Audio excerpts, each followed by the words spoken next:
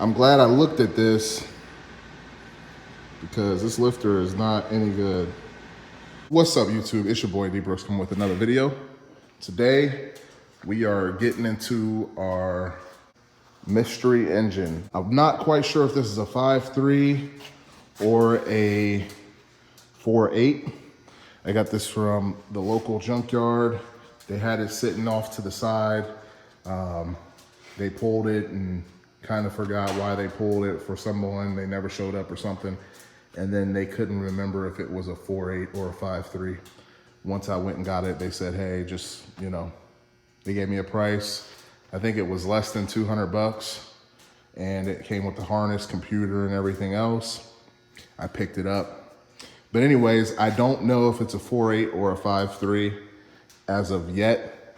But from what I've been looking up and what I've researched, you can basically remove the oil pan and you can look at the casting on the crank, and it'll let you know if it's a 5.3 or a 4.8.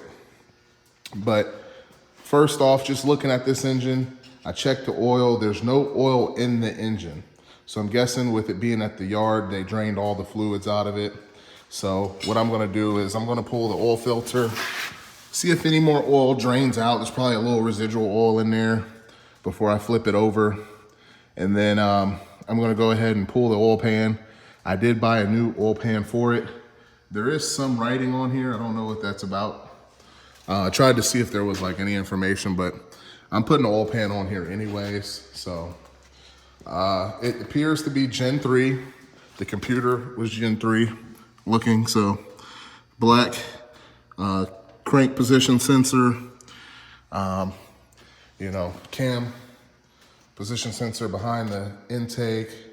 So it has all the indicators that it's a, third gen engine. It is fairly clean from what I'm used to. Usually it's really nasty in here and full of grime when I get these engines. It's 862 heads, and it's got the heat sink coil packs, which are kind of nice. I think they're all in good shape except for this one. And it still might work, but I do have a few extras just from other engines that I have around. So if they're all pretty much good, I'll use those. Maybe I'll get it started on the stand after I pull the oil pan. I do have to remove these exhaust manifold bolts. That's why you see the propane tank right there. I'm gonna heat them up a little bit. Try to get them to loosen up, break a little bit easier so we don't break them off in the head. But yeah, guys, that's it. We're gonna get to it. And oh yeah, this is going in here. I just hit this with some purple power washed it down. I'm letting it dry now. And then I'm thinking I'm gonna go ahead and spray that with some black paint, clean it up a little bit before we put the engine in. Even though most of the stuff that we're seeing here, you won't see. This is all gonna be covered up by the engine. But, I might hit this with some black paint. It's actually not in really bad shape, but like behind the firewall right there, I might hit that with some paint. And just, paint the whole engine bay black. Kind of what I'm thinking right now.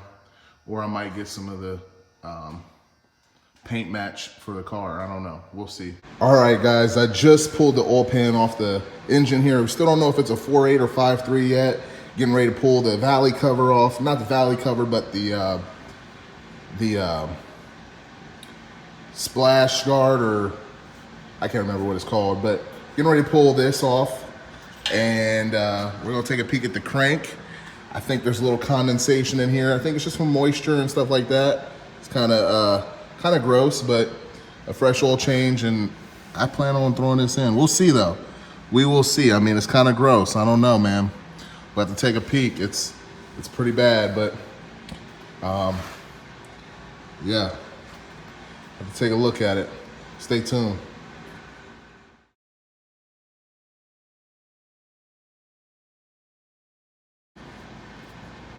All right, guys, we got ourselves a little interesting situation here.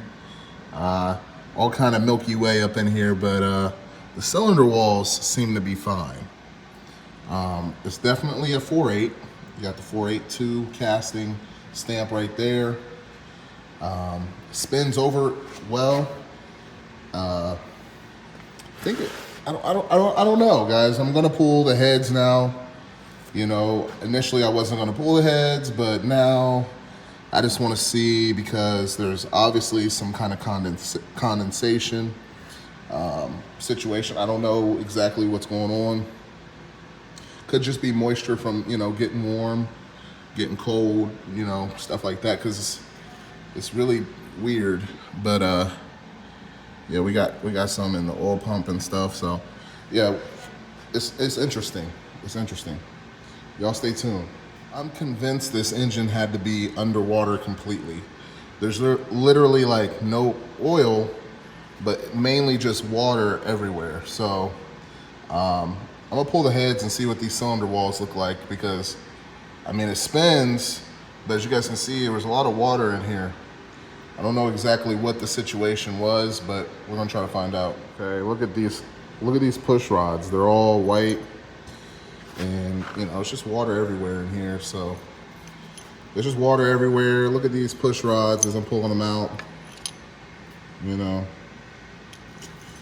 just looks like this whole engine must have been submerged in water at some point.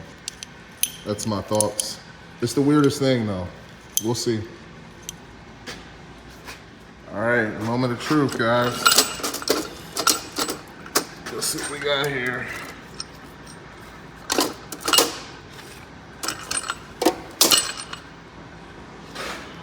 What? The cylinder walls are good. Weirdest thing ever. Oil pan was full of water.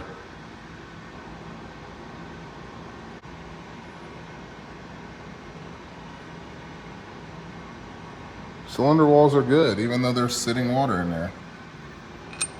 Weird. Weirdest thing ever, guys.